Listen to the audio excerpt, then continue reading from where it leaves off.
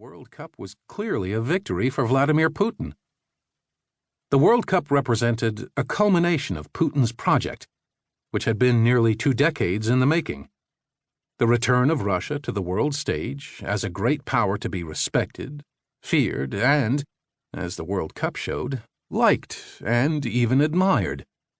Russia's reemergence as a major player capable of projecting power well beyond its immediate neighborhood was unexpected and quite remarkable, given its limited economic resources, a GDP smaller than Italy's, demographic decline, decaying infrastructure, and the negative impact of successive waves of Western sanctions in response to its actions. A few years before, President Obama had described Russia as a regional power, but Putin proved otherwise. Russia's reach is now clearly global. This is the new Russian reality that has developed since Putin entered the Kremlin in 2000. At that point, Russia was emerging from a decade of political chaos and an economic meltdown. Some went as far as to opine, Russia is finished. When an ailing Boris Yeltsin handed over the reins of power to a virtually unknown former KGB case officer, it was unclear how the fledgling post-communist Russia could move forward. In retrospect, it is clear that Putin was, from the start, determined not only to restore firm state control over the Russian polity, but also to resurrect Russia as a great power. Remarkably, he has been able to accomplish both of these goals, despite Russia's economic and military constraints. It is important to understand how and why Russia has returned to the world stage. It is now active in areas from which it withdrew after the USSR collapsed, and its reappearance has affected the ability of the United States and its allies to conduct their own foreign policy effectively. The new reality of Putin's world necessitates a rethinking of how to deal with Russia going forward. Putin's world is one in which relations with the United States and much of Europe are adversarial. It is also a world in which Russia has a deepening partnership with China, an increasingly influential role in the Middle East, and has returned to areas of the world from which Russia was forced to withdraw after the Soviet collapse.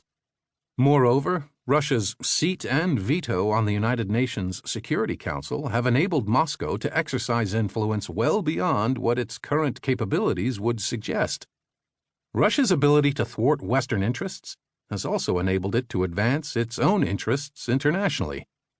Western attempts to isolate Russia after the seizure of Crimea have failed. Moreover, the increasing disarray in the transatlantic alliance since Donald Trump came to power, plus Brexit, Britain's decision to leave the European Union, and a European Union beset by new challenges, all these have provided Putin with unanticipated opportunities to advance Russia's interests, which he has skillfully utilized. This audiobook explains how Putin's Russia has managed to return as a global player and what that new role means. It examines why Moscow's relations with the U.S. and much, although not all, of Europe have deteriorated, and why so many other countries have a positive view of Russia and are working with Moscow productively in a variety of fora. The audiobook also traces the origins and development of the Russian national idea that has been consolidated in the nearly 2 decades Putin has been in power, and that drives policy today, highlighting how important it is to understand how and why Russia has reemerged, and how best to approach Moscow in this turbulent new global reality. It is customary to describe Russians as talented chess players with a grand strategy, but Putin's sport is judo, and that has given him a unique perspective on dealing with competitors and adversaries. Growing up poor in post-war Leningrad, martial arts transformed his life because it was a way of defending himself against larger, tougher boys who tried to beat him up. It was a tool to assert myself in the pack. The Leningrad evening paper in May 1976 introduced the 24-year-old master judoist to the city as not well known so far amongst specialists or fans, but predicted that would soon change. In judo,